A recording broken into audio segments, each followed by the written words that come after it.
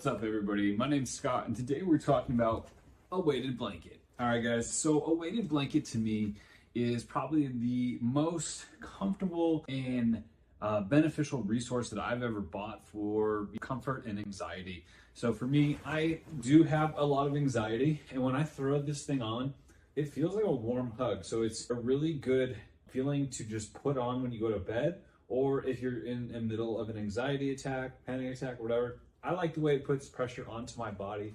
So what I'll do is just throw it over my shoulders like this, and it'll feel like a really nice, snug hug.